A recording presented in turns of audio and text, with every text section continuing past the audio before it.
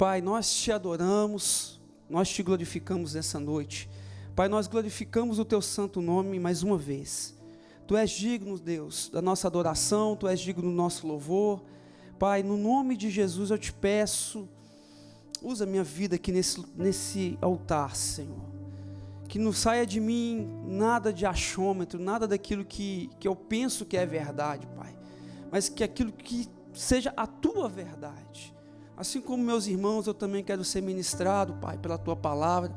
E nós te agradecemos por tudo que o Senhor já está fazendo aqui nessa noite, Deus. O Senhor está entronizado em meus louvores. Nós somos gratos ao Senhor, Pai, pela oportunidade que o Senhor nos dá, Pai, de podermos mais uma vez participarmos da tua ceia, podemos adorar ao Senhor, Pai. Então o Espírito Santo tenha total liberdade em nosso meio. Nós não queremos te blindar em nada. Tu tem liberdade, Espírito Santo, para curar. Tu tem liberdade para trazer libertação. Tu tem liberdade para poder abrir as portas. Tu tem liberdade para trazer discernimento, clareza. Tu tem liberdade em nosso meio, Espírito Santo. Assim nós clamamos e te agradecemos em nome de Jesus. Amém e amém. Para quem não me conhece, sou o pastor Wellington, casado com a pastora Bia, conhecido como Bia, mas o nome dela é Fabiana. Nós temos 2 filhos, que é o Simon, que tem 4 aninhos, e o Estevão, que tem 10 anos. Ambos estão crescendo muito rápido, na velocidade da luz. Fico impressionado. E coube ao Senhor, né, nos colocar aqui. Aqui é uma igreja, a gente sempre fala, um lugar profético. Aqui funciona vários cultos, né? Não só na língua portuguesa, mas também na língua inglesa, na língua hispana e também na língua chinesa. E eu sei que tem tido mais orações para que pode estender mais as línguas, né? Então aqui é uma igreja que ora em línguas, amém? Aqui é uma igreja que prega em línguas. Então a gente está num lugar profético, isso é uma realidade. Eu quero compartilhar uma palavra que está lá em Lucas capítulo 24, nós vamos ler do versículo 13 ao versículo 35. Lucas capítulo 24, do verso 13 ao verso 35.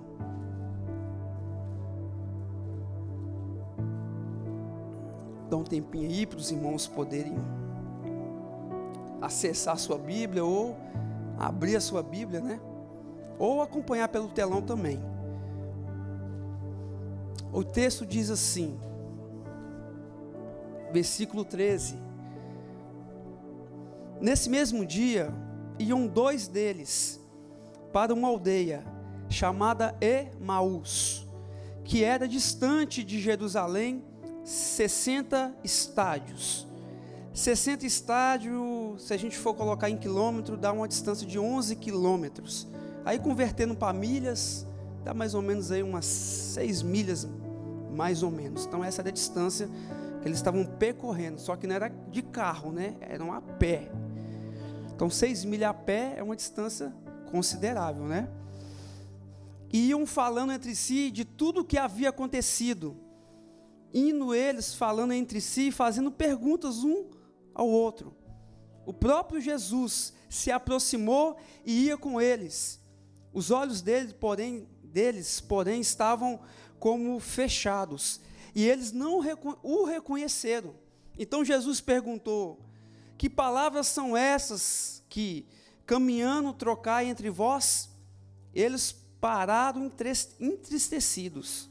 Um deles, cujo nome era Cleopas, perguntou-lhe: és tu o único peregrino em Jerusalém que não sabe das coisas que estão acontecendo lá nesses dias?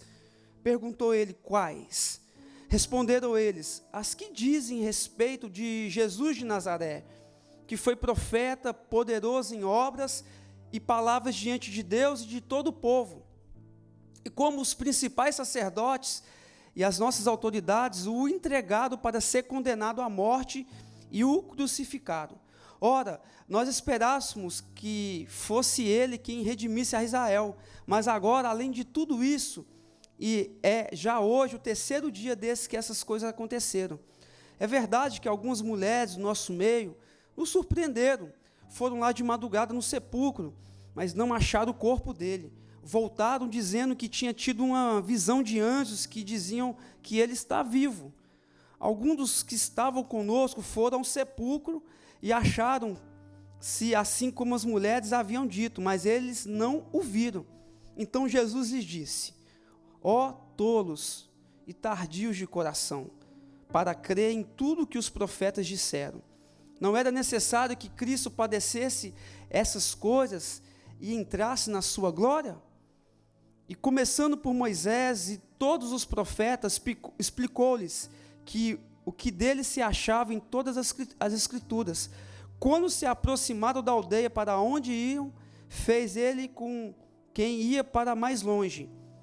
Eles, porém, insistiram, dizendo: fica conosco, pois é tarde, e o dia já se declina. Então Jesus entrou para ficar com eles. Estando com eles à mesa, tomou o pão, abençoou, partiu-lhe e lhes deu. Os olhos deles se abriram e reconheceram, mas ele desapareceu diante deles. Disseram um para o outro: não ardia em nós o nosso coração quando pelo caminho nos falava e quando nos abria as Escrituras? Na mesma hora levantou-se, voltaram para Jerusalém e encontraram reunidos 11 e os que estavam com ele, os quais diziam: ressuscitou verdadeiramente o Senhor e já apareceu Simão.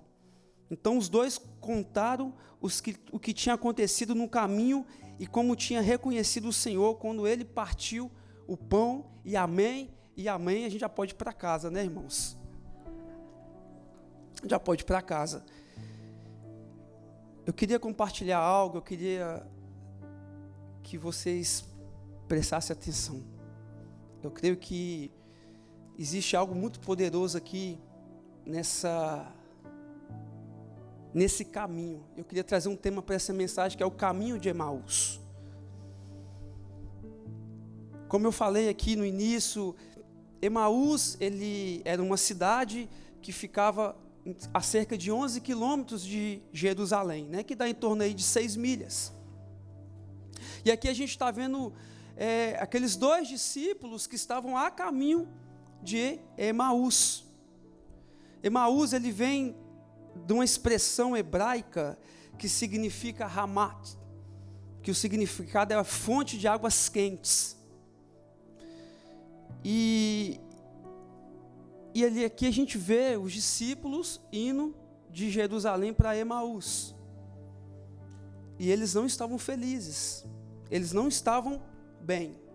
Eles estavam ali conversando entre si. E a Bíblia fala que, indo eles falando entre eles, Jesus se aproximou e ia com eles.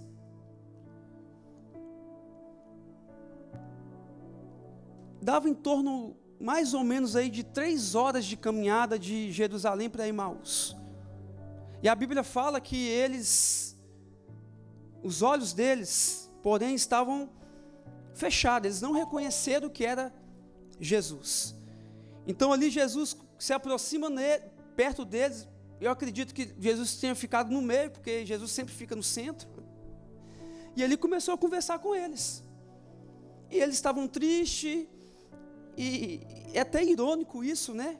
Tem um ponto aqui que eles falam para o próprio Jesus, falam assim: mas você é o único que não está sabendo o que está acontecendo.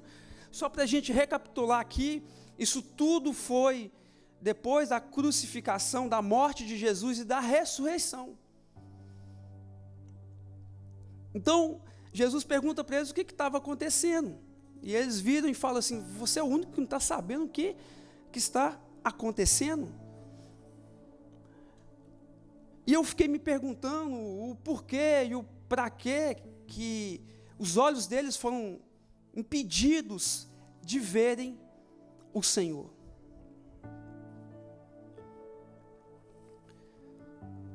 Eu queria trazer um ponto que, primeiro, que eles eram discípulos de Jesus. Segundo, eles andaram com Jesus basicamente aí por 3 anos. Então, a gente pode se perceber que eles viram Jesus fazer milagres. Eles tiveram próximo do Senhor, mas ali eles não estavam reconhecendo Jesus. Imagine, irmão, você está andando do lado de uma pessoa que você caminhou 3 anos e de uma forma que o próprio Deus quis fazer, fechar os seus olhos e você não reconhecer. Um ponto que eu fiquei perguntando o porquê disso, e eu queria trazer isso para uma questão nossa de prática de vida, é que, como eles tinham um caminho ali mais ou menos de 3 horas para andar, Jesus, ele tinha 3 horas para conversar. Todo pregador fala muito, tá, irmãos? Todo pregador fala muito. Todo pregador gosta de conversar. Todo pastor gosta de estar com pessoas, gosta de prosear. Então Jesus pensou, tenho 3 horas para caminhar com esses 2. Se ele chega ali e eles reconhecem que era ele, ia ter uma euforia, né? Ia ter uma euforia, ia ter uma... Mas durante essas 3 horas, como eles eram amigos de Jesus, Jesus queria ouvir eles. Jesus queria saber o que estava no coração deles. Saber que eles pudessem colocar para fora o que eles estavam ali sentindo naquele momento. Então foram 3 horas de conversa. E aqui a gente vê um diálogo de Jesus com eles. A gente vê uma conversa de Jesus com eles.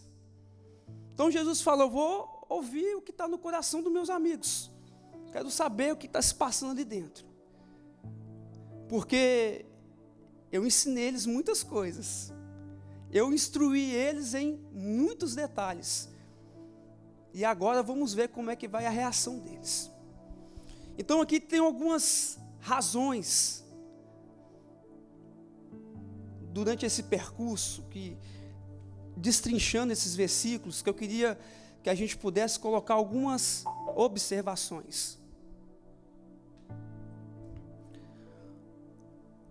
A primeira observação que eu queria trazer nesse caminho de Emaús, onde Jesus queria ouvir o coração dos seus amigos, onde Jesus queria entender o que estava se passando, foi: a primeira coisa que chama a atenção é que eles estavam indo para Emaús. Não era para eles estarem indo para Emaús, irmãos. Se a gente avançar um pouquinho para frente, no versículo 49 do capítulo 24 de Lucas, existia uma palavra liberada sobre eles, que era para eles permanecerem em Jerusalém. Vou repetir. Algo estava errado. Não era para eles estarem no caminho de Emaús. Havia uma palavra que era para eles permanecerem em Jerusalém. Mas eles estavam o quê? Indo para Emaús. Ambos os dois tristes, irmãos. Cabisbaixo. Desiludidos. Então eles estavam indo para Emaús, que não era para eles estar indo para lá. Como eu falei, Emaús significa águas quentes. E Jerusalém significa um lugar de paz. No hebraico, o significado de Jerusalém é um lugar de paz. Para que você possa entender de uma forma mais clara, eles andaram com Jesus, então Jesus estava instruindo eles para aquilo que iria acontecer. Jesus já estava instruindo os seus discípulos para aquilo que iria, o que iria vir.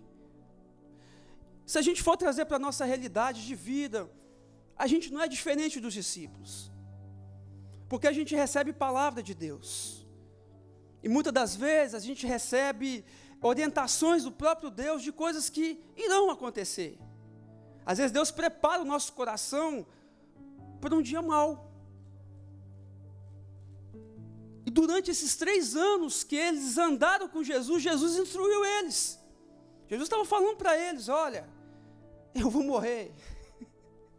Olha, eu vou morrer. Mas ao 3º dia eu vou ressuscitar. Então Jesus estava instruindo eles. Só que chegou o dia disso acontecer. Então Jesus morre. Era para as 2 bênçãos estar lá em Jerusalém, irmãos. Mas as bênçãos, sabe o que elas fizeram? Estou falando bênção porque aqui abaixo, Jesus chamou eles de outras coisas, tá? Depois a gente chega lá. Eles estavam indo para Emaús. É a mesma coisa Deus falar assim: Wellington, fica em Jerusalém, quando acontecer isso, isso e isso, fica, permanece. Aí quando acontece, eu esqueço de tudo que Jesus falou, eu esqueço de tudo, de todos os ensinamentos, de todos os milagres que eu já presenciei, eu esqueço de tudo. Eu pego as minhas malas e vou para o caminho de Emaús. Estão conseguindo entender? Faz sentido? Então não era para ele estar indo para Emaús, era para ele ter ficado em Jerusalém. Eles estavam ali naquele momento trocando a verdadeira fonte, porque eles receberam da fonte da água da vida. João capítulo 4, versículo 13, versículo 14. Eles tinham recebido da fonte da água da vida, mas eles estavam decidindo para uma outra fonte, que era a fonte de águas quentes, que não tinha nada a ver com a fonte da água da vida, que era Cristo. Então, durante aquele percurso, Jesus vai e coloca-se no meio dos dois. E olha a conversa, irmãos. A conversa aqui é clara diante para nós. Jesus pergunta no versículo 19, quais são os acontecimentos? Eles responderam, as que diz a respeito de Jesus de Nazaré, que foi profeta, poderoso em obras e palavras diante de Deus e diante do povo.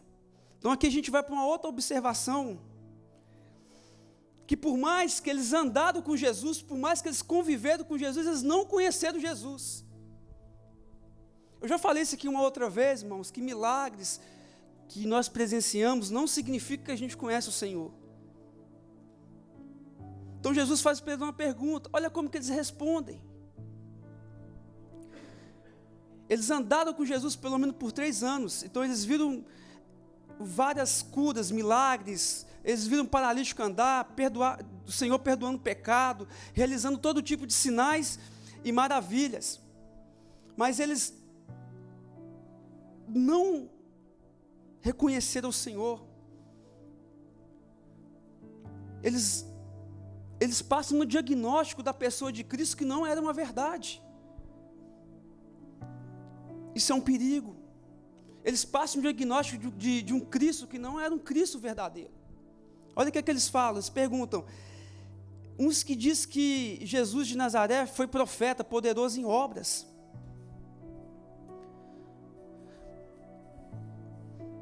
Já viu quando uma pessoa às vezes chega perto de nós, e nós não sabemos dar um diagnóstico de quem que é o verdadeiro Cristo? A gente não sabe passar um relatório de quem que é o verdadeiro Jesus? Aí eu fico imaginando, pastora Tati, Jesus ouvindo essas coisas, de pessoas que ele pagou um alto preço, de ensino, de tempo, de todas as maneiras. Eu fico pensando a paciência que Jesus teve que ter. É a mesma coisa você pegar um filho, Kátia, ensinar o menino, instruir o menino, falar do menino quem que é você, mostrar quem que é você. Aí chega uma outra pessoa, pergunta para o seu filho quem que é o pai, o filho não sabe falar quem que é o pai. Ele até fala, mas fala um diagnóstico que não tem nada a ver. Vocês estão conseguindo entender? Que no diálogo ali, gente, olha o que eles estão falando. Então eles não conheciam Jesus. Eles não tiveram ainda uma experiência verdadeira com o Senhor. O fato deles estarem ali triste, cabisbaixo, também transmitia incredulidade. E a incredulidade também é uma arma que nos separa de ver o Senhor. É como um tampão em nossos olhos. Porque, eu volto aqui, você recebe uma palavra de Deus, você é instruído por Deus. Mas aí vem um dia mau. Ao invés de a gente ter um posicionamento de fé, de firmeza, a gente cai na tristeza, a gente cai na angústia, a gente abaixa a cabeça e vai choramingar, vai chorar. E também era um ponto pelo qual eles não estavam reconhecendo o Senhor, porque incredulidade não tem a ver com o Senhor, porque Deus, ele é movido por fé. Então aqui mostra que eles não acreditavam naquilo que que Jesus tinha instruído eles. Eles não davam valor ao que Jesus tinha falado para eles. Aí eu paro para pensar, Jesus foi um pastor que sofreu, viu? Né, ele pastoreou, falou, pregou, exortou, mas chega um dia mal ali, eles estavam lá incrédulos. A Bíblia fala que eles estavam tristes. Agora imagina duas pessoas tristes conversando entre si, irmão, já viu? Diálogo de duas pessoas tristes? É só coisa ruim. Eles iam andar 3 horas falando de tristeza. É assim, os dois andando ali para Emaús e falando, ó, cara, deu errado. O outro falando assim, deu ruim mesmo. Pois é, eu até pensava que algo novo ia acontecer, mas ele morreu. Aí o outro fala, e agora, o que vai ser de nós? Eu não sei. Agora a gente tem que tocar nosso barco, né? Ele é verdade. Imagina, gente, 2 pessoas tristes, ninguém consegue discipular ninguém. Ninguém consegue instruir ninguém. Então eram 3 horas de lamentação. Eram 3 horas de... Então não tem como 2 pessoas tristes, incrédulas, ver o Senhor. Não tem como. Por mais que a palavra é pregada, por mais que a palavra é liberada, se a gente não acreditar, é tudo em vão. Não tem sentido. Não tem, irmãos. Não adianta eu falar que tem, que não tem. Se eu não creio naquilo que Deus me instrui, se eu não creio naquilo que Deus libera sobre a minha vida, eu sou um cego. Eu sou um cego. Quando vem o dia, quando vem a doença, eu vou me entristecer diante da doença. Aí eu não acredito que Deus é poderoso para curar a doença. Aí vem as crises, eu me rendo às crises, porque eu esqueço que eu fui ministrado a minha vida inteira, palavra, liberação profética, e quando chega o momento que é para me exercer, eu cabisbaixo, eu tristeço. Não estou falando que ficar triste é pecado não, irmãos. Eu estou dizendo que se Deus não intervém, a gente entrega os pontos. Faz sentido? Então ali Jesus começa a conversar com eles. E eu fico pensando assim, Jesus falou assim, gente, eu não imaginava que esses homens estavam com tudo isso no coração. Eu achei que eles iam falar pelo menos uma coisinha boa, pessoal. Eu achei que eles iam falar assim, não, Jesus era bom. Eles só estavam falando coisas assim, nada com nada, sabe? Eu fico pensando, Jesus falando assim, gente, eu não discipulei esses homens não. Vamos continuar. Então, eles estavam tristes. Versículo 17. Eles falam ali que Jesus, ele era um profeta, irmãos. Versículo 19. Perguntou ele quais, eles responderam, diz respeito de Jesus de Nazaré, que foi profeta poderoso em obras diante de Deus e do povo. Como os principais sacerdotes e as nossas autoridades os entregaram para ser condenado à morte e crucificaram. Eles nunca acreditaram que Jesus era o Messias. Eles até reconheceram que Jesus era profeta, mas eles não reconheceram que Jesus era o Messias, o Cordeiro que seria morto, mas ao 3º dia iria ressuscitar. Para o quê? Para nos salvar. Eles até reconheciam que Jesus era diferenciado, que ele fazia libertação, que ele curava enfermos, que ele profetizava, mas agora eles não reconheceram Jesus como Messias.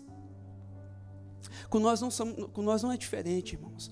A gente, pelo fato às vezes de não buscarmos conhecer ao Senhor da forma que nós deveríamos conhecer, a gente vai reconhecer até que Jesus é isso, aquilo, mas não vamos reconhecer a plenitude de quem Ele é, a plenitude de quem que é o Cristo. Faz sentido?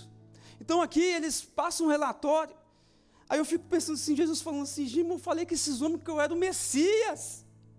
Eu falava com eles que eu era o Cordeiro, que eu era o Filho de Deus, e agora eles falam para mim que eu era só um profeta, mais um profeta, como Moisés, como Elias, Eliseu.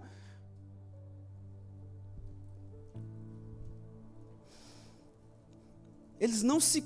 E um outro ponto aqui é que, ao responder a alguns questionamentos de Jesus, sobre o que estavam conversando, eles demonstraram que, além de não conhecerem o Senhor, eles também não se conheciam. Além deles não conhecer o Senhor, porque, entenda isso, a única forma de eu e você reconhecermos nossa identidade é quando a gente reconhece quem é Cristo nas nossas vidas. Entenda, olha o que eles falaram, que, versículo 20, que os principais sacerdotes e as nossas autoridades o entregaram para ser condenado à morte, e ele foi crucificado. Jesus tinha falado isso para eles, irmão. Jesus tinha falado, tinha pregado isso para eles. Além deles não conhecer quem era o Senhor, mesmo ter andado com Jesus, eles também não se conheciam. Fala, por quê, pastor?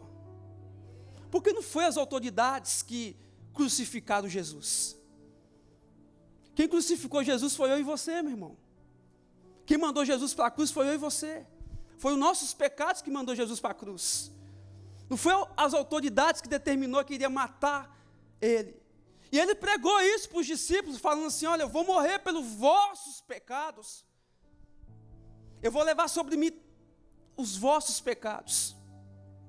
E ali eles demonstram que uma visão tão natural das coisas, que eles falam, ele era um profeta, e simplesmente, eles falando para o próprio Jesus, simplesmente as autoridades pegaram ele, né, e entregaram ele para ser crucificado e ser morto.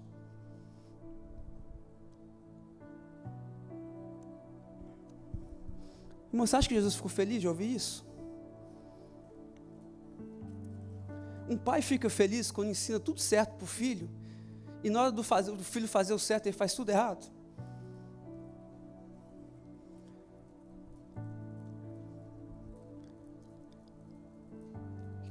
Eu fico imaginando, tá?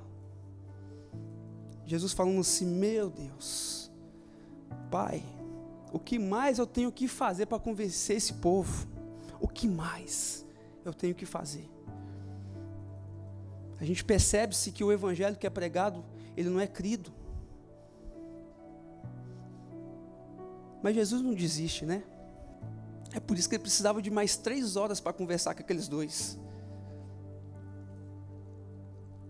Fala assim, glória a Deus. Fala assim, Senhor, se o Senhor precisar de umas 4 horas para falar comigo, eu estou aqui.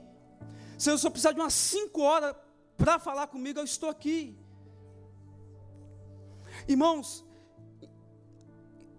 trazendo para a nossa vida, eu quero que você entenda isso de uma forma prática. Tem muitas vezes que você pensa que o Senhor te abandonou. Isso acontece. Mas muitas das vezes, irmão, Ele está andando contigo. Ele simplesmente, Ele fecha os teus olhos para ouvir verdades que estão no teu coração, que você só vai falar nos momentos de angústia, que você só vai pôr para fora nos momentos de indecisão, sabia? Eu já falei sobre isso aqui. Jesus, Ele usa pessoas. Muitas vezes a gente fala assim, eu estou sozinho, mas não. Muitas vezes o Senhor está fechando os teus olhos, simplesmente para você pôr para fora. Coisas que Ele precisa curar em você, coisas que Ele precisa curar em mim. Porque por mais que eu sou ministrado, por mais que eu ouça a palavra, por mais que a palavra é pregada, irmãos, o que você vê de gente incrédula por aí é muitas. E não é isso que Deus quer gerar em nós. Se eles tivessem entendido, eles teriam, no 3º dia, a galera toda teria ido lá para a porta do sepulcro, Claudete. Só esperar abrir. Ele falou que ele iria sair no 3º dia. Então vão juntar as mulheres, vão juntar todos os discípulos, vão lá para a porta, porque ele vai sair de lá. E sabe o que a gente vai fazer? A gente vai abraçar ele. Porque a gente entendeu, durante esses 3 anos andando junto, não só através de milagres, cura e libertação, que aquilo que ele pregava é a verdade. Então, se eles tivessem assimilado, irmão, no terceiro dia, eles estavam tudo lá na porta assim, ó. Sabe quando a gente vai fazer festa surpresa? Não é? Quando alguém vai fazer festa surpresa, que estoura ali, que a pessoa entra. A gente fez em casa, na célula para minha irmã esses dias. Aí fica todo mundo lá escondidinho, né? Aí quando a pessoa entra, todo mundo, alegria.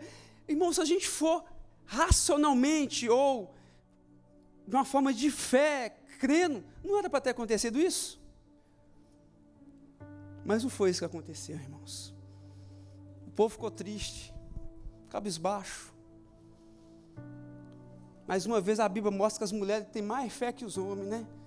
Porque elas ainda foram lá. Elas foram lá ainda lá. Chegou lá, não tinha ninguém, ainda encontraram um anjo. Ainda contou para esses dois abençoados, assim os abençoados ainda... Aí o que eles falam aqui, ó?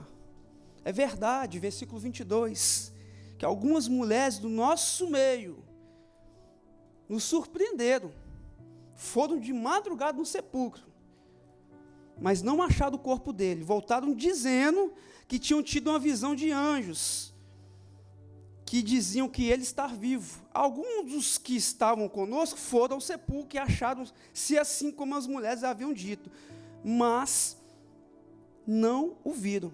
Então Jesus disse, aí Jesus não aguentou não, irmão, aí ele não aguentou não, ele falou, eu aguentei demais aqui, ele falou, vocês é tolo. Aí Jesus falou, não, é demais para mim. A forma como ele expressou, irmão, sabe aquela forma que você fala por falar? Algumas mulheres foram lá, aí falaram, né, disseram, né, assim, disseram, quando fala disseram, assim, eu nem acreditei, que viram um anjo lá, talvez eles falam, nem sei se anjo existe, mas o corpo dele não estava lá não, mas é elas que falaram, nós dois aqui, não está sabendo de nada não, e alguns de nós também foram lá, chegou lá, não viu o corpo deles. Aí eu fico pensando, Jesus olha para os dois e fala assim, abençoados, então vocês não acreditou em nada, tolos, tardios de coração para crer em tudo que os profetas disseram. Não era necessário que Cristo padecesse essas coisas e entrasse na sua glória. Aí Jesus vai e fala com eles, mas não era necessário acontecer tudo isso, que ele padecesse, não era isso que os profetas estavam falando, não era isso que os profetas pregaram, não era isso a palavra que foi liberada, que ele ia padecer, mas ele iria ressurgir em glória.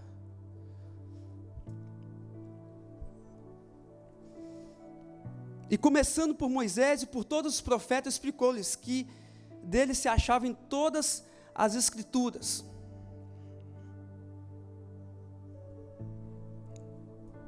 Faz sentido, irmãos?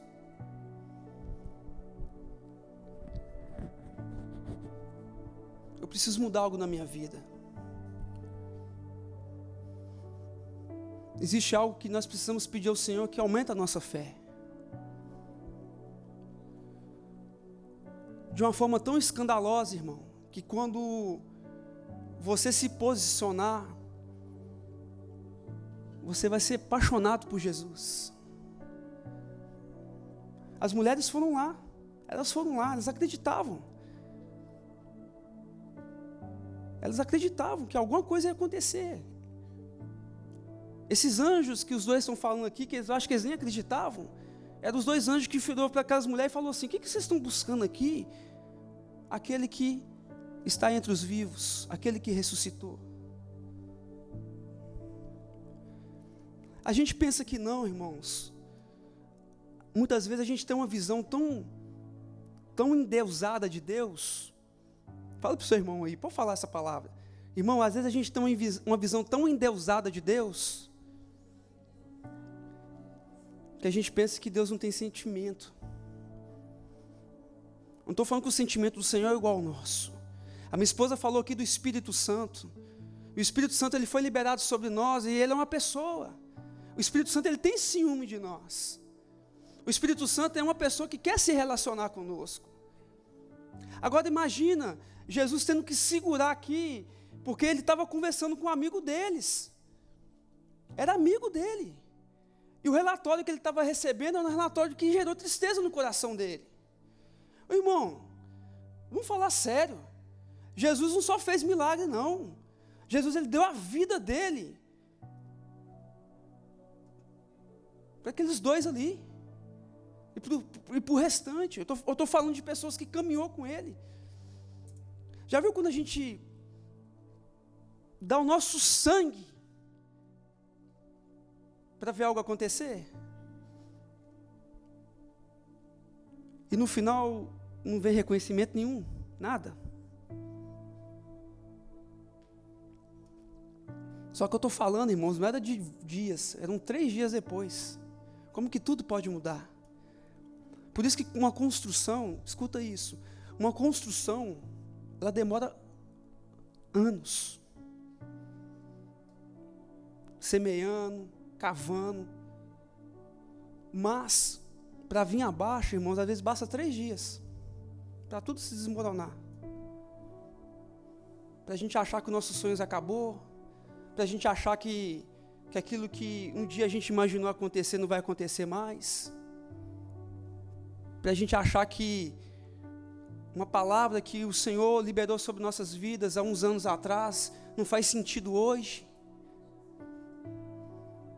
Que um dia o Senhor, Ele ministrou tanto ao teu coração e você chorava tanto na presença dEle, você se dobrava na presença dEle, você o amava de uma forma tão poderosa, que quando Ele te chamava pela madrugada para orar, você não falava não, você ia orar, você era um perseguidor de Jesus. Só que muitas das vezes, irmão, talvez tem pessoas aqui nessa noite que se encontram como esses 2 discípulos no caminho de Emaús. Já estão desacreditados, passando um relatório que não tem nada com nada, de um Cristo que não é real, de um Cristo que não é verdadeiro, de uma situação que não é verdadeira, de uma profecia que eles não entenderam. A gente precisa também, irmãos, entender e ter clareza e pedir a Deus discernimento para aquilo que Ele profetiza sobre nós, porque, olha,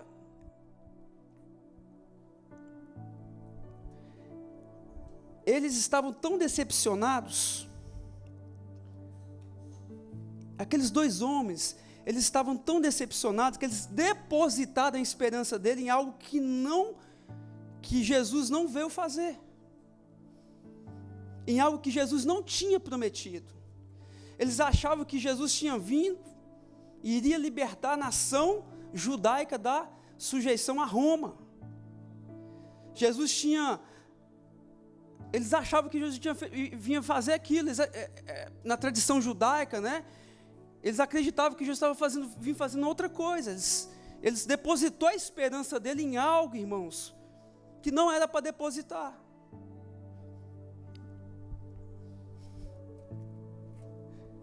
Isso é um perigo.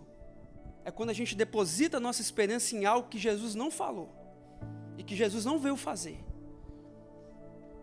Isso é um perigo no meio da igreja. Isso é um perigo nas nossas vidas. A gente encontra irmãos que já desistiram da fé. A gente encontra irmãos que não querem mais saber de Jesus, porque estão frustrados com Jesus. Quantos conhecem alguém assim? Não estão nem frustrados com o ser humano não, tá? Porque estão frustrados com o próprio Jesus. Eu já conversei com pessoas que falam assim, ó, eu não acredito, não. Eu estou frustrado com Jesus. Mas por quê? Aí quando vai falar, fala, irmão, você tem certeza que ele falou isso com você? Você tem certeza que foi isso mesmo que você entendeu? Porque quando a gente entende, irmãos, uma palavra liberada, se a gente não entender da forma correta, é um perigo para nos matar. E aqui eles estavam decepcionados, falaram, não, eles estavam achando que Jesus veio libertar o povo ali da nação judaica, estava sujeito a Roma, enfim. Mas Jesus tinha vindo para fazer algo muito maior, muito mais profundo e muito melhor, que não era só fazer essa libertação, mas era salvar toda a humanidade. Entenda isso. Por isso, quando a Bíblia fala que os sonhos do Senhor, que o Senhor tem nosso respeito, irmãos, são muito maiores que os nossos.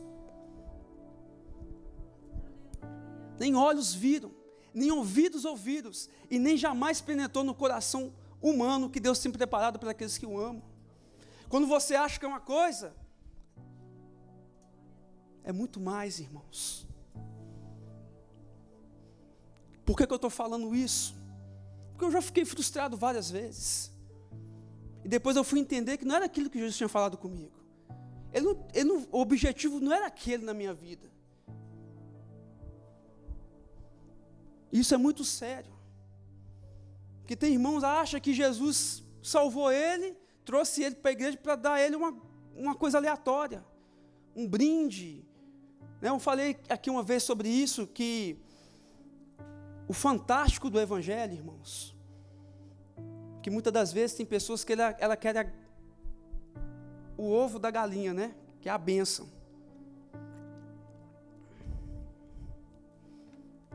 Mas o que o evangelho nos oferece, o que Cristo nos oferece é a galinha inteira, irmão. É plenitude. Não é simplesmente uma parte, é a plenitude. Eu não conheço uma pessoa que vivia em busca de bênção que está firme em Jesus hoje, irmãos. Teve uma vez que um amigo meu, na época, sabe como que ele evangelizava as pessoas? Ele falava assim, olha, irmão, vem para Jesus que ele vai te... Mas Deus conhece o coração, mas ele falava assim, vem para Jesus, que ele vai te dar uma mulher, ele fala para os meninos, né? Vai te dar uma mulher, vai te dar um carro, vai te dar uma casa. Eu ouvi aquilo. Eu falei, aí o pessoal vem mesmo, aí o pessoal vem mesmo. Só que aí está o problema, que quando o pessoal vem, Claudete, depois se frustra com Jesus. Aí a pessoa vai lá e fala assim, olha Jesus, cadê meu carro? Cadê minha casa? Cadê? Não foi isso que o Senhor prometeu? Aí Jesus olhando assim, meu Deus do céu. Aonde que eu te prometi isso aí? É muito mais, meu filho. É muito mais profundo, é muito mais intenso, é muito mais genuíno, é muito mais verdadeiro. Isso aí não é nem a ponta do iceberg.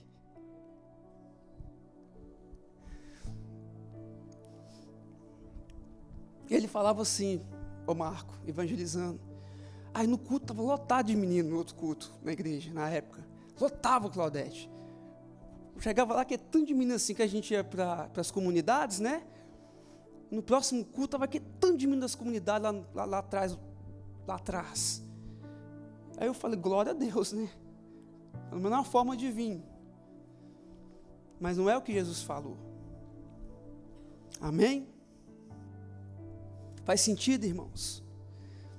Então eles estavam decepcionados ali com algo que Jesus não tinha falado. Já estou terminando.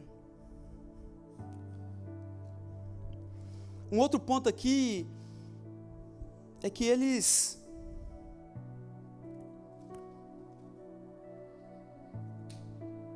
não tinham discernimento. Por isso que Jesus chamou eles de tolo, de nércios. Porque um crente sem discernimento, irmãos, ele é um tolo mesmo, infelizmente. É nércio. O mesmo significado. Não é eu que estou falando, tá? É Jesus que está falando. A gente precisa ter discernimento. A gente precisa...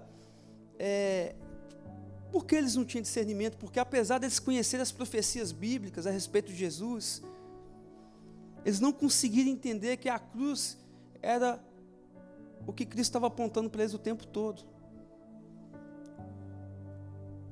Mesmo eles conhecendo, mesmo eles tendo ouvido falar, eles não tinham discernimento que a cruz era real. Que a cruz era necessária. Agora a gente entende que cegueira é algo muito sério. Eu posso até ser um crente, mas se eu for cego, irmãos, eu simplesmente me torno um tolo, um nércio, sem discernimento. Hoje é um culto de Santa Ceia. Eu queria trazer essa palavra, porque ela queimou no meu coração. Caminho de Emaús, irmãos, não é o lugar que aqueles dois deveriam estar. Mas foi o lugar que Jesus teve a oportunidade, e deram a oportunidade para eles de passar mais 3 horinhas. Agora eu vou falar para você, Hoje a gente vê aí coach, né, que cobra uma fortuna, né, e tem gente que paga, né, ali, para ficar uma horinha. Às vezes eu vi recentemente, esses dias, um coach falando que ele cobra ali R$500 mil para poder dar uma palestra, e tem pessoas que pagam, e eu respeito, está tudo bem. Jesus ficou mais 3 horas com aqueles dois, vindo de um processo extraordinário. Ele estava vindo, naquele momento, irmãos, que a Bíblia fala que ele desceu no inferno, e ele pegou a chave das mãos ali de Satanás. Está na Bíblia, amém? Então ali Jesus estava no processo aqui de ir para a glória, mas ele parou 3 horas do tempo dele, mesmo tendo todo o resgate da humanidade das mãos, para ainda conversar com 2 amigos deles. Por isso que passar tempo a sós com o Senhor, irmãos, é o maior privilégio que eu e você podemos ter. É por isso que o inimigo, ele vai trabalhar para você não ter tempo a sós com Jesus. Porque é somente a tempo a sós com Jesus que vai ser o resgate do teu discernimento. É somente tempo a sós com Jesus que é o resgate da tua vida com Deus. Porque se eu conheço a Bíblia, irmãos, se eu leio a Bíblia, se eu ouço a palavra, mas eu não tenho vida com Deus, isso aqui fica como um nada para mim. Faz sentido? Como hoje, eu estou aqui no culto, eu estou ouvindo a palavra, mas se eu não decido passar tempo com o Senhor, na minha vida, no meu dia a dia, parar, irmãos, eu estou dizendo que Jesus parou 3 horas do tempo dele, é um cálculo básico ali, desse percurso de Jerusalém para Emaús, para poder estar com os 2 ali, para ouvir o coração deles.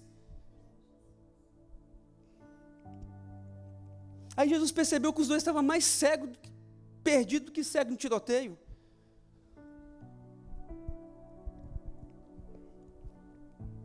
Uma coisa eu sei, eu posso ter vivido uma vida toda com o Senhor. Se eu paro de me conectar com a fonte das águas da vida, meu irmão, eu morro de novo. Eu me torno, sabe o quê? Simplesmente um conhecedor da palavra. E ser um conhecedor da palavra, irmãos, e nada é a mesma coisa. Eu não sei você, mas ser conhecedor da palavra, já ouviu pessoas falar assim, hoje eu sou um conhecedor da palavra. Eu conheço, eu respeito, mas ela não faz sentido para mim. Mas o que o Senhor quer gerar em você nessa noite, irmãos, é esse resgate. Agora eu vou concluir. Versículo 28. E quando se aproximaram da aldeia, quando os 2 estavam se aproximando do lugar que era o destino deles, olha o que Jesus ainda fez. Jesus, ele fez que ia para mais longe. Já viu aquela pessoa que não tem para onde ir? Aí ela está ali andando com você, aí você chama, senhor, vamos lá em casa tomar um café? Ah, não, eu tenho que ir em outro lugar, mas não tem nada. Não, vou lá em casa tomar um café. A pessoa está doida para ser chamada para tomar um café. Já aconteceu isso com você, ou nos 2 sentidos? Você é doida para a pessoa chamar, para você entrar. Aí Jesus, ele fez que ele ia para mais longe. Não, os 2 falam, vem Jesus, Jesus, que eles estavam assim, com os olhos cobertos ainda. Aí a Bíblia fala que Jesus fez que ia para mais longe. Mas eles fizeram um convite. Aí o versículo 29 fala que eles insistiram dizendo, fica conosco, está tão bom a nossa conversa. Mas está bom porque eles estavam desabafando, né? Colocando tudo para fora. Pois é tarde, e o dia já se declina, então Jesus entrou para ficar com eles. Aí eu fico vendo Jesus falar, então tá bom, né? Eu tinha que ir para mais longe, na verdade eu tinha que ir para mais longe mesmo, né? Ele estava indo para a eternidade, ele estava voltando para o seu trono de glória, mas mesmo assim ele ainda ficou mais um pouco, irmãos. Sabe o que isso mostra para nós? Que Jesus ele não rejeita quando você convida Ele. Ele não rejeita. Quando você fala para Ele, entra Jesus aqui na minha casa, fica mais um pouquinho comigo. A Bíblia fala que Ele entra. E estando com eles à mesa, irmãos, a Bíblia fala que Ele pega o pão. Eu fico imaginando os 2 falando assim, olha, a gente nem sabe quem que você é. Eles não perguntou o nome deles no caminho, nem perguntou o nome, só estavam conversando. Fala, vamos entrar, os dois, eles sentam à mesa ali, aí ele pega o pão e fala assim, faz o seguinte, eu vou colocar o pão na sua mão, aí você ora para a gente comer. Aí a Bíblia fala que ele o abençoou e partiu e lhes deu. Isso é muito profundo, irmãos, porque depois disso os olhos deles se abriram e eles reconheceram que era o Senhor. Escuta isso, segura. Eles reconheceram que era o Senhor. Por que reconheceram? Na hora de ver a memória, o resgate da memória. Quando eles viram a forma dele pegar o pão, Claudete, eles lembrou, peraí, eu já vi essa cena, quando 5 pães e 2 peixinhos, né, foram multiplicados. A forma como esse homem pegou o pão, é ele. A forma como ele abençoou e partiu, é ele. Os olhos dele se abriram. Irmãos, isso é muito profundo. Jesus tomou o pão, abençoou, partiu e entregou aos discípulos. No milagre ali, naquela multidão. E ali os dois lembrou, pastora Tati, do que está escrito em Lucas, capítulo 22, verso 19, quando Jesus inaugura a ceia, na festa da Páscoa. Eles estavam lá, aí eles olham, e falam assim, peraí, alguns dias atrás, ele tomou o pão, ele deu graça, e partiu e deu aos discípulos dizendo, isso é meu corpo, em favor de vós, fazer isso em memória de mim. Irmãos, escuta o que a palavra está dizendo. Os olhos dele só se abriu quando foi partido o pão. Não existe, escuta isso, não existe olhos abertos sem a comunhão. Não existe, aí a gente é obrigado a ouvir hoje pessoas falar que vive com Deus, mas não precisa de igreja, Claudete. A gente é obrigado a ouvir pessoas falar que hoje que ela tem vida com Deus, mas ela não vive o partir do pão. Se a Bíblia está dizendo que a cegueira que aqueles dois estavam foi aberto quando Jesus partiu o pão. É o que nós vamos fazer nessa noite, irmãos. A memória deles voltou para o lugar. Peraí, um olhou para o outro, e eles disseram um para o outro, versículo 32, é ele. Você percebeu que quando a gente estava no caminho, como é que estava o teu coração? Um fala para o outro, meu coração ardia, o meu coração queimava. Irmãos, é tempo do meu coração, do teu coração voltar a arder. É tempo do meu e do teu coração voltar a queimar. Eu estou falando de todo o meu coração, irmãos. Foi no partir do pão que os olhos deles se abriu. Mesmo eles conversando, aqui Jesus nos mostra que aquilo que Ele faz, irmãos, a gente tem que resgatar a memória, voltar a memória para o lugar. Peraí, o que eu estou fazendo aqui nesse culto hoje? Eu estou lembrando que o meu Senhor, Ele morreu, mas no terceiro dia Ele ressuscitou, mas em breve Ele irá voltar. Por isso o meu e o teu coração não pode parar de arder, não pode parar de queimar, e não tem comunhão com Jesus que o nosso coração não queime, irmão. Não tem como ser uma tocha acesa se eu não paro para caminhar com Ele.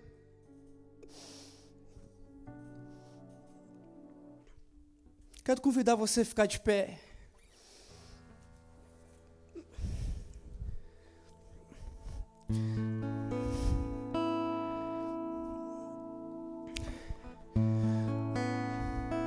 Para que você feche os teus olhos. Outra coisa que nos chama atenção aqui para encerrar, irmãos, que São 3 coisas, 3 atitudes que eles tiveram ali. Foi essa primeira que a gente falou, que eles convidam Jesus para entrar na casa deles. A segunda atitude que eles fazem, os dois, eles pegou o pão e passou para Jesus ser o anfitrião da casa. Vou repetir, a segunda atitude que eles teve ali, eles pegam o pão e passam para Jesus ser o anfitrião da casa. Eles poderiam ter partido, mas eles entregou nas mãos de Jesus. Parte o pão, toma o teu lugar. E a terceira atitude está aqui no versículo 33, que na mesma hora, quando os olhos deles se abrem, eles voltaram correndo para Jerusalém. Eles voltaram correndo para Jerusalém. Porque, irmãos, quando nossos olhos se abrem, a primeira atitude que nós temos que ter é voltar correndo para o centro da vontade de Deus, irmãos. É voltar correndo, desesperado. Eu nunca deveria ter saído de Jerusalém. O que eu fui caçar em Emaús? O que eu fui fazer lá? Mas glória a Deus pela misericórdia, a graça dele, irmãos, que ele não desiste de nós. Talvez nessa noite você precisa ter essas 3 atitudes, que é convidar ele. Já fiquei 3 horas, mas entra mais um pouquinho aqui. Deixa ele assumir o lugar dele na tua casa. E vamos voltar correndo para o centro da vontade de Deus.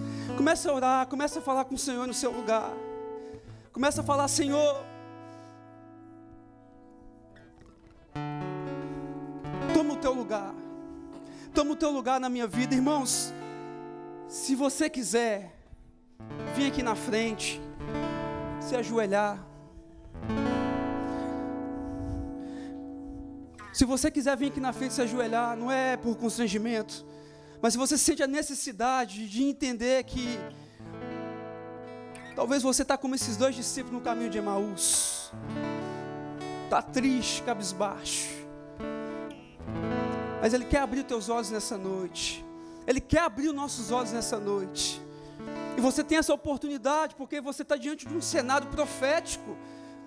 Você está num cenário profético, aqui tem a presença dEle. Você está com a igreja do Senhor. E daqui a pouco você vai compartilhar o pão, irmãos. A única forma de ficarmos enxergando é vivermos uma vida com a igreja.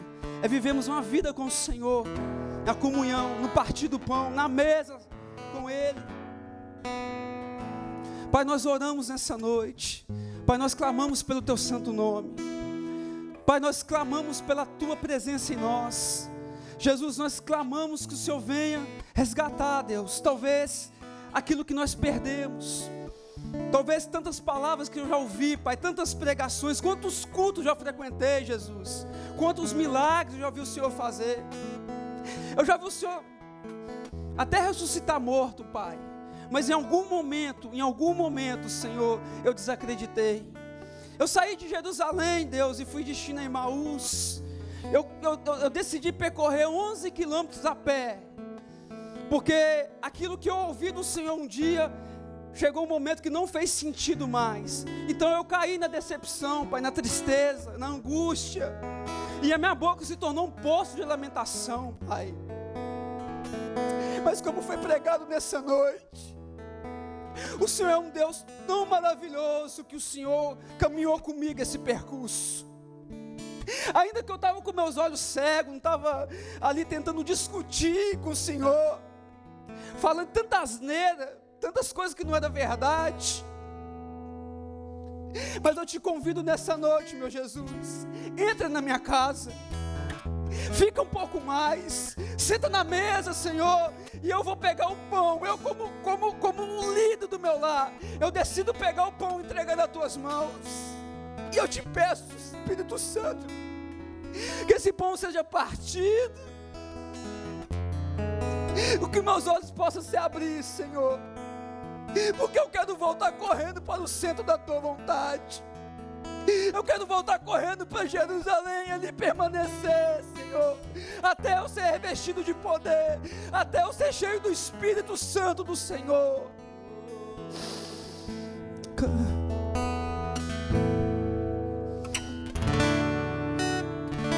Nós clamamos a Ti nessa noite, Jesus. Nós clamamos a Ti nessa noite, Jesus. Fale com o Senhor no seu lugar. Se a palavra fez sentido para você, meu irmão, clame a Ele aí no teu lugar. Peça a Ele para abrir os teus olhos, para te alinhar novamente com os céus.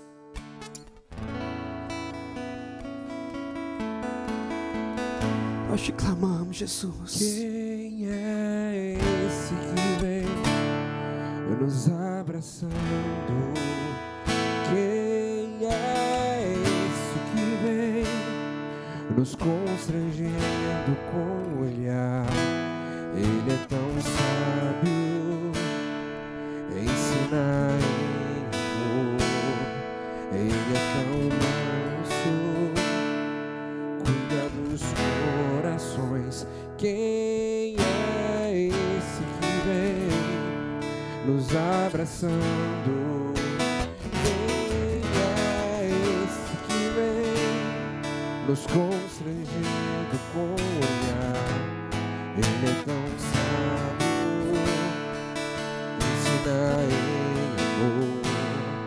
Ele é tão manso, cuida dos corações. Fala com Ele no seu lugar, canta. Ele entrou em casa, Ele está na mesa, Ele nos observa e sabe que o esperamos. E ao partir o pão, os nossos olhos se abrem e reconhecemos quem Tu és.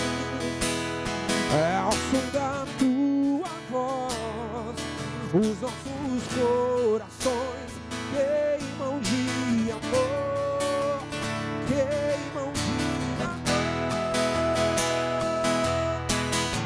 E do pão, os nossos olhos se abrem e reconhecemos quem Tu és. Ao som da Tua voz, ao som da Tua voz, os nossos corações queimam de amor, queimam de amor. Nós arrumamos a casa, perfumamos ela toda, nós preparamos a mesa, tome um lugar de honra. Nós arrumamos a casa, perfumamos ela toda, nós preparamos a mesa, tome um lugar de honra. Glória a Deus. Você pode dar uma salva de palmas para Jesus? Meu Deus, como o Senhor é maravilhoso. Glória a Deus. O pastor me fez um convite e meu coração, logo quando ele fez esse convite, começou a queimar de temor, de gratidão e alegria. Que palavra poderosa, pastor. E nós vamos dar continuidade. Hoje é uma noite especial. Hoje é uma noite que nós recebemos o convite de ceiar com Ele. E o pastor me entregou o microfone, são 8h54, e eu te peço que você tenha paciência, porque eu preparei algo que eu não vou falar mais do que 30 minutos. Tô brincando, mas eu vou correr aqui. Podem ficar de pé, quando começou o caminho da cruz, vocês saberiam dizer? Quando começou? O caminho da cruz eu vou destacar aqui no momento quando João Batista avistou Jesus, chegando ali no Jordão. E ele deu uma palavra: é chegado aquele que eu não sou digno de desatar as sandálias dos seus pés. Eu tenho batizado vocês com água, mas é chegado aquele que irá batizar vocês com o Espírito. E ali Jesus foi batizado por João Batista. O Espírito Santo, representado por uma pomba branca, né? Todo mundo fala, pousou ali sobre os ombros de Jesus. a partir daquele momento, Jesus ele começa então uma caminhada. E eu olho para a Bíblia e eu só dou conta de dizer que essa caminhada foi uma caminhada de amor, né? Porque Jesus, ele é revelado ali como sendo o Cristo. Porque a Bíblia fala que quando Jesus foi batizado, o que aconteceu? O céu se abriu e veio uma voz de cima dizendo: este é o meu filho amado em quem me comprazo, em quem eu tenho prazer. Jesus sai dali e ele é levado pelo Espírito Santo para o deserto, para ele ser testado. E ele foi aprovado. Ele foi aprovado talvez no meu pecado, no seu pecado, no pecado de qualquer um da face da terra.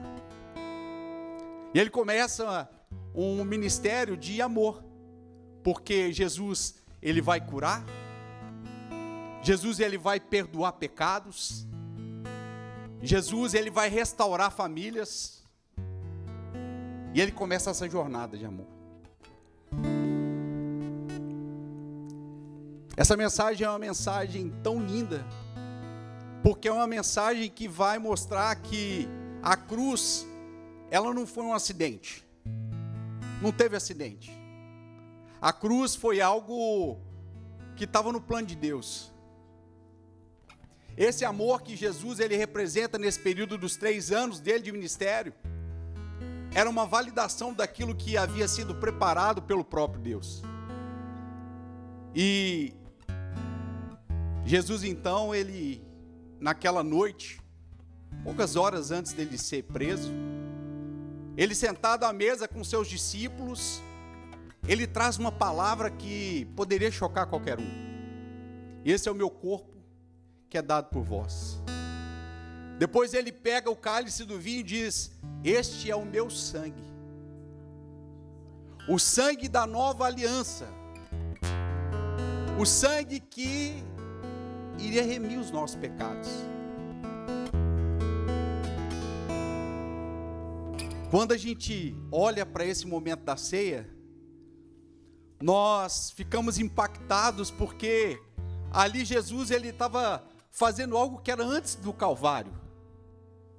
Vocês entendem que Jesus ele sabia exatamente tudo que ia acontecer. Ou seja, no momento que ele é batizado, o céu se abre, a voz vem dizendo que eis aqui o meu filho. Jesus ele caminha, e ele estava caminhando para uma direção, e ele sabia qual era a direção. Qual era a direção que Jesus caminhava? A direção da cruz. E isso tem que mexer com a gente, porque eu não sei você, mas se você soubesse que você vai pagar o preço por uma dívida de uma outra pessoa, como que você caminharia? Ai meu Deus, não tem nada a ver com isso.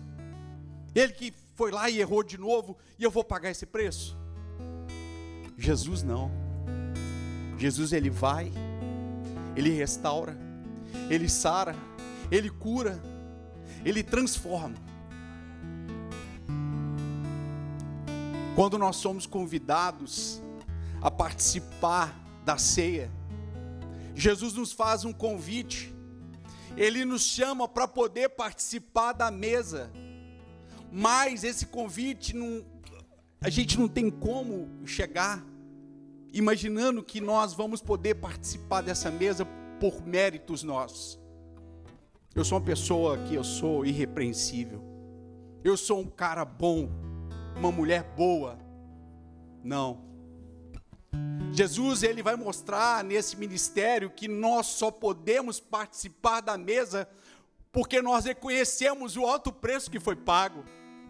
Esse foi um preço de sangue, foi um preço de cruz, para alguém que nunca pecou, para alguém que quando foi testado nos 40 dias, ele venceu os pecados que eu sofro todos os dias, talvez que você sofre também.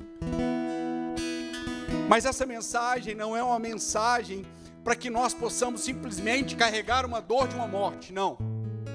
A cruz ela não pode ser para a gente uma lembrança simplesmente da morte. Mas a cruz ela precisa falar para mim e para você que nós devemos celebrar de vitória, porque Ele ressuscitou, Ele nos garantiu um acesso junto ao Pai, E assim como Jesus se entregou, nós nos entregamos a Ele. E nós somos levados a uma oportunidade. Porque nessa cruz, nessa entrega, Jesus partindo o pão, como o pastor lembrou aqui, quando Ele parte esse pão, Ele fala desse corpo, cada furo, cada machucado ali no corpo de Jesus, estava trazendo cura para nós, estava trazendo restauração. O sangue derramado, Ele ia remir todos os pecados, Ele rime os pecados até hoje.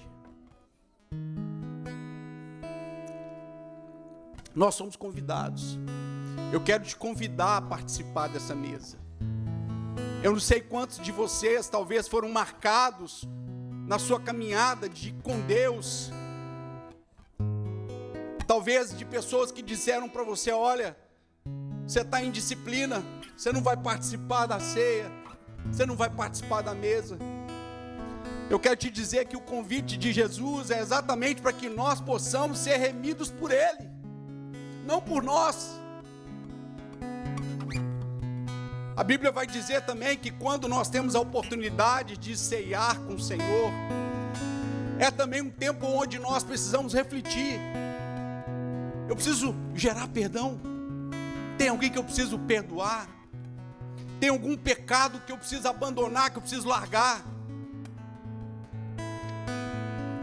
É um momento de reflexão. E é também um momento de reconciliação. Eu não sei como é que você chegou aqui essa noite, mas depois de uma palavra poderosa dessa, eu quero te dizer que quando os discípulos viram Jesus partindo o pão, os olhos foram abertos. Olha essa palavra que o pastor Wellington deu hoje. Eu quero te convidar nesse momento da mesa com o Senhor, para que seus olhos sejam abertos. E talvez se você chegou aqui essa noite com um pecado, com um peso, com uma acusação sobre a sua vida, eu quero te convidar, olha, venha participar da mesa, que os seus olhos se abram, que você enxergue esse Cristo, que cura, que restaura, que salva, que livra. Eu quero chamar o diácono